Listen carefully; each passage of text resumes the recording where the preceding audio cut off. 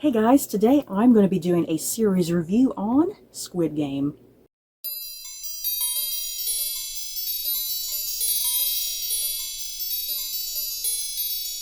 So, before I head into my thoughts and feelings on Squid Game, I'm going to keep this review as just kind of vague as possible, as basic as possible, because I'm sure there's a lot of people who have not seen this show. And yeah, what I want to do with this video is, if you kind of have a vague interest in this show and you have yet to jump on board, maybe this review will push you to go watch the show. But seriously, I mean, I feel like just about everybody has watched this show. So yeah, let's get going. As I said, I'm going to try and stick to no spoilers as best I can. But that being said, if you want to talk about spoilers down in the comments, by all means, totally talk about spoilers. But yeah, again, if you've not seen the show, be careful of the comment section, because there might be all sorts of spoilers down there for who knows. So this is what you need to know about Squid Game if you have yet to see it. It is a South Korean Netflix series that had 3 seasons total, and yeah, there's this potential of some spin-offs coming on the future horizon, yeah guys. So yeah, this is the plot of Squid Game. It follows people in varying degrees of financial distress as they accept a strange invitation to compete in a series of deadly children's games to win a monetary prize. And yeah, when this show first came out, what was it, back 2020, 2021, something like that?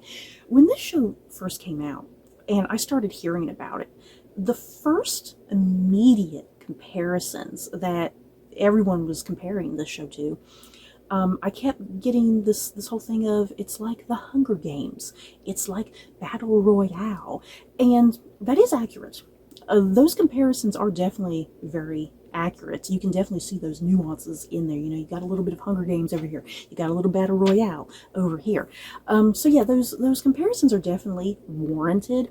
But yeah, this show definitely really goes way beyond. It definitely has its own unique spin, its own unique take, its own unique message. And boy oh boy, you guys, this show, what a brutal show this is. This is definitely the type of show, if you're squeamish in any way, if you don't love blood, if you don't love violence, if that stuff is just a complete turnoff for you, this is not going to be the show for you. This is a show that is very brutal and very raw and very honest in what it's trying to say and what it's trying to do. You have characters that you're going to come to love. And like I said, I'm not going to get into spoilers, but as I said, this show has often been compared to things like Hunger Games and something like Battle Royale. And what you know about those things is that tons of people, massive amounts of characters, they die. And this show is the same way. You're going to have characters that you love, that become so beloved to you, and they're going to die.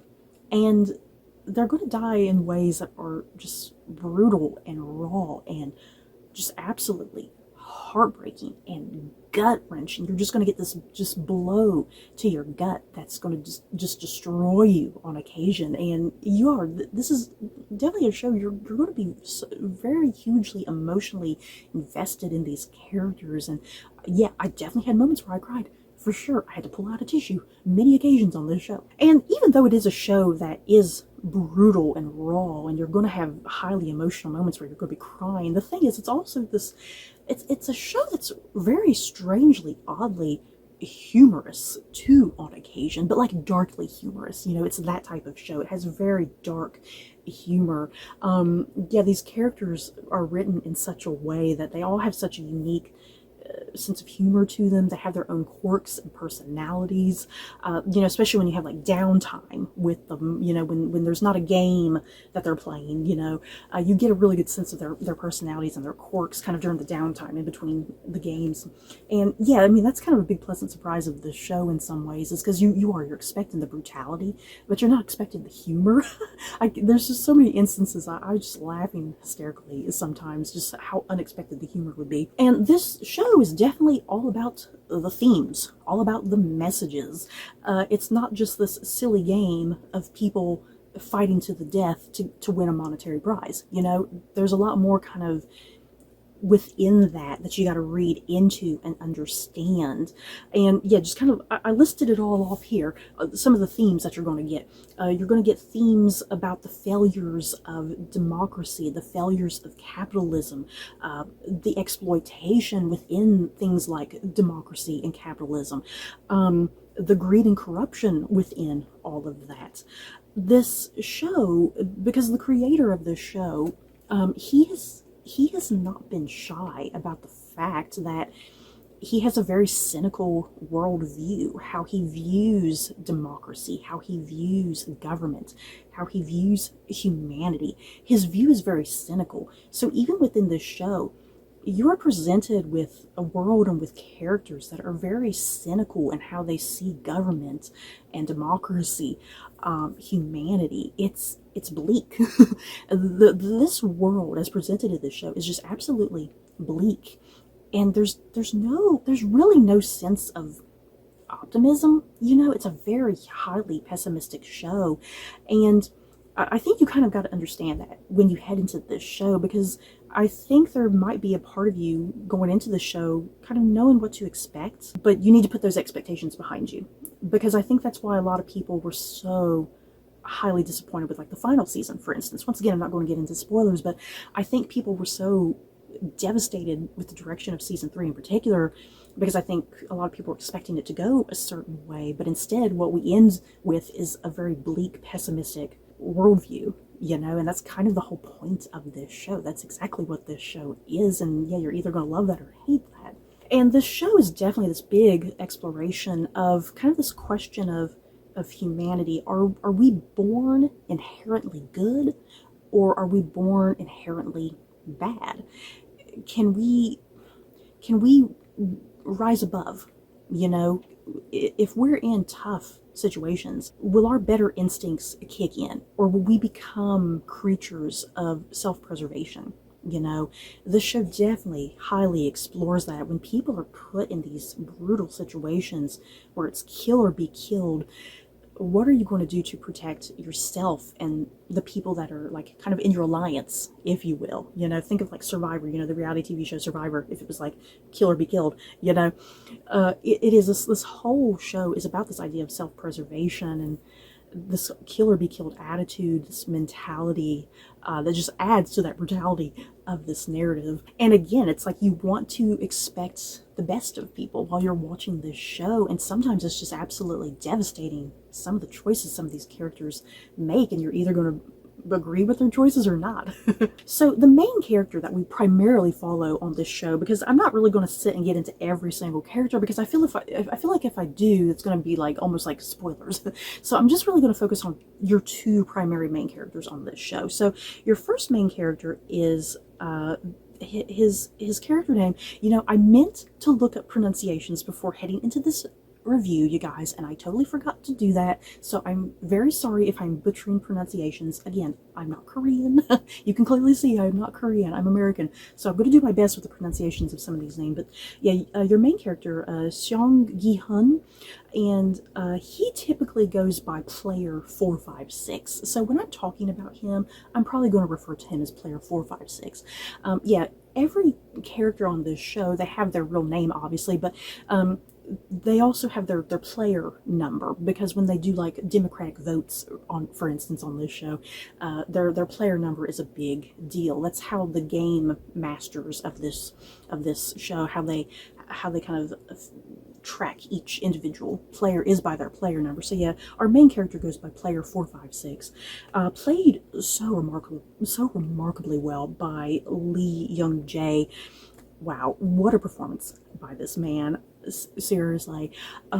He's this character when you're first introduced to him. He's definitely having his financial hardships, and he kind of gets into this whole situation to play these games because he needs money to pay off his debts. So you immediately understand why he's involved in these games, and he's not an inherently bad person at all. He is a good man, but he does have his huge flaws and vulnerabilities and weaknesses, which I appreciated with him as a main character. He's not like this perfect specimen of humanity, you know? But yeah, player 456, yeah, we are following the brutality of these games through his eyes. You know, he is witnessing the good and the bad of humanity, and he's kind of this person who's right there in the middle, straddling all of this, and he has to make these split second decisions. Now, the one kind of negative thing with the character of 456, because he is in all 3 seasons, without really spoiling too much, he is in all 3 seasons. So the one negative thing with his character, he does have a huge degree of plot armor, because you know that he needs to make it through each season. You know what I mean? He has to make it somehow. So even though there are these really high, intense moments during these brutal games, you know, and people are dying left and right, even though sometimes you are really feeling that tension, like something could happen to him at any given moment, at the same time, in the back of your head, you're kind of like, well, he's our focal character. He's going to get through. So he does have huge plot armor, unfortunately. But once again, Lee Jung-jae, he is just one of the highlights of this entire damn show. I kid you not. And just his energy that he brings to this role, the intelligence that he brings to this role, the depth that he brings to this role. He's definitely the one character you're rooting for from start to finish on this show. And then our second main character, I suppose, is, as we shall call him, he is like 456's his foil, if you will. And that is a character that we really only know as the front man. We do get reveals with his character, we do get a name, but for the most part, this character is simply known as the front man. And he's kind of like in charge of these games and making sure everything's running smoothly and correctly, that no one is out of line, you know. And yet he is played by Lee Byung-hun. Once again, I'm so sorry if I'm butchering that. I should have asked my sister, because my sister loves this actor. Seriously, she loves this actor. And when she's talking about him, she just spouts out his name like it's nothing. I should have asked her before going into this video how to pronounce his name. But yeah, the front man. Lord above, I love this character. Again, he is the foil to all of our other characters, especially to 456, because 456 kind of has his worldview, you know, kind of this belief and optimism that he has in humanity initially, and I think he wants to see people as inherently good, whereas the front man is on the complete opposite spectrum of everything that 456 believes in. The front man really kind of just sees the negativity of the world, the pessimism, this whole kill or be killed attitude, that desperate people are going to do desperate things, and they're going to kill if they're going to have to. They're going to have to betray if they have to, you know. Yeah, the front man is just such a wonderful character to this show. He's an enigma from start to finish. He is a mystery from start to finish. And for the most part, he remains masked the entire time. And it's such a cool look. It's very Kylo Ren. I remember watching the show, and sometimes I would refer to him as, you know, Kylo Ren, because his whole look just made me think of Kylo Ren from Star Wars. So yeah, that's pretty much your 2 main characters. And yeah, this show is littered with dozens of characters that are absolutely remarkable. Some that you're going to love, some that you're going to hate. They're all just depicted so wonderfully, and they all have kind of their own amount of depth and nuance to them. They all serve some sort of pivotal function within the narrative. And as I said at the start of this video, I've not really talked about it very much, but yeah, these characters are being invited to play in these games that are mimicking children's games, especially children's games as what they would be over in South Korea, because this is a South Korean show. So they're children's games. Some of them will be familiar to audiences everywhere, but some of them are very, like, kind of particular to South Korea, I think. And some of them, it's like the rules get explained to you, and you're kind of like, what? I'm a little confused. But yeah, all these characters, to win their monetary prize, they have to play this series of very, very deadly children's games. So, for instance, the very first game that everybody has to play in, like, season 1 and then the opening of season 2, the very first game that everyone has to play is this game of red light, green light. And I think that's familiar to most everybody. I think everybody in the world has played red light, green light at some point in their life, where the green light goes and you have to run to get past the finish line, but if the red light goes, you have to stop and freeze. So the twist that this show makes is that if you are still moving, even just a fraction, when the red light goes, there's this creepy ass doll that has like little sniper things in her or something, and you get shot. You get shot just point blank, and you're shot dead if you are moving at all during red light, green light. So that's the level of brutality that we're talking about here, even just at the start of this show. Red light, green light, which we all think of as something really fun, but yeah, it's not. And yeah, just the nature of all of these games, the design team, whoever designed all of these games, they're just so wild and so well done. This show does not rely on a big, huge, heavy budget whatsoever. Just about everything on the show, I believe, what it looks like, everything is like very practical. Practical sets, practical setup. And yeah, that includes even the design of these games. They're really simple and basic on the surface, and what the narrative is relying on is that tension that you're feeling while these people are playing these really deadly games, and something that's normally really fun, and just this tension and anxiety as people are playing these games, and are they going to live, are they going to die, what missteps are they going to take? And yeah, again, just the design of these games, the look of them, they're just really simple and basic in their construction, but clever construction. Really taking advantage of the space, because all of these games, each individual one, they take place in like separate rooms, they take place in separate rooms. Some of them are really sprawling, that they occupy a big, huge area, but then others are like kind of just in a more smaller area. So yeah, the use of space, I think, on this show is really well done with the games. And again, not to get into any spoilers, because I'm trying to keep things very vague, this show, it is the type of show you're going to have just a never-ending list of questions that you want answered. And this show is not really about giving you those answers whatsoever. You kind of have to be intelligent and smart. The writers of this show, they are expecting you to think. They're not here to give you all the answers at all. You need to think and kind of form your own theories. Because yeah, where these games take place, you do get this idea from like when there's big overhead shots, you do get this idea that the games are being taken, they're taking place on this isolated island somewhere. Where is this island? Who owns this island? What country, what nationality owns this island?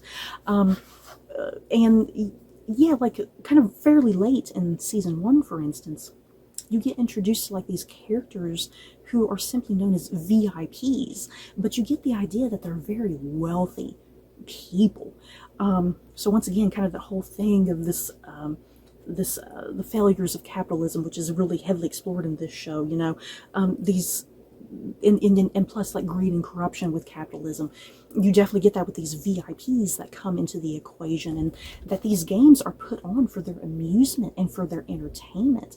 They're making like monetary bets on who's going to get through a level of the game, who's going to win. It's gross and it's despicable that these wealthy people, this abuse of power that they have, and you don't really know anything about the VIPs. They all kind of have like their own individual accents that you kind of can figure out, okay, like this person might come from this country over here, so you do get this sense that even though this is a South Korean show, you're kind of getting the sense that these games, it's an international thing, that wealthy people come here for this amusement and entertainment to make these gross, despicable bets on people.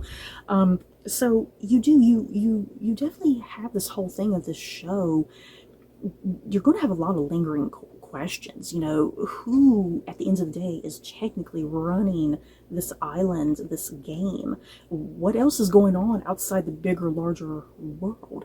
And like I said at the beginning of this review, there is a bunch of spin-offs coming. Netflix is not about to let this show end. They definitely have a bunch of spin-offs, and like there's supposed to be like an American spin-off, like an American Squid Game, you know, which I think will be really cool. I personally want to see like a UK Squid Game. I think a UK Squid Game will be my cup of tea. And I guess that's going to kind of be the thing. Will the spin-offs for this show work? Because this show really became a massive hit out of nowhere. No one expected this show to become a hit. It's become very, very popular. So that is a big question, if spin-offs of this show will work ultimately, or is it not going to have that same charm and charisma as this South Korean equivalent, you know? But we shall see. So yeah, in conclusion, for my thoughts and feelings on Squid Game, I love this show, all 3 seasons, which a lot of people may not agree with, because again, people were very disappointed with season 3, especially in the direction it went. I think it went in a very unexpected direction. Like, even though I love season 3, I mean, I was still devastated by certain things, but I kind of accepted those things. Understanding the themes and messages that are presented in this show, it's like, the way it ends, it's kind of to be expected almost, even though I didn't want that. But yeah, I love this show. Just such a cleverly written show, the way it's structured, written, directed. It's a show that's just honest in its brutality, raw in that brutality. It's a really remarkable, incredible show, you guys. Easily, I could sit and just rewatch it again, because there's so many little details, you know? I think there's so many little details that you can pick up over time that maybe you didn't catch the first time, that would really be like, oh, okay. But yeah, I could easily sit and rewatch this show again and just kill myself with the emotional devastation. So yeah, the question, if I myself was in a Squid Game, would I survive? Hell no, I would not survive, you guys. I would like to think that I could make it through red light, green light without a problem. You know, I think I have the patience to survive red light, green light. But beyond that, I don't know. I would definitely be the type of person, I would need to form an alliance with some good people to make it through, because I certainly wouldn't make it through on my own. It's like the Hunger Games. I'm always kind of thinking about, how would I survive the Hunger Games, because I want it. So you guys, that is it for my thoughts and feelings on Squid Game. In the comments below, have you guys seen this show? Do you love it? Do you hate it? How did you feel about that devastating season 3 conclusion? So that's it for this video. Don't forget to like, comment, and subscribe. And if you like this video, you may like these other videos. Bye guys.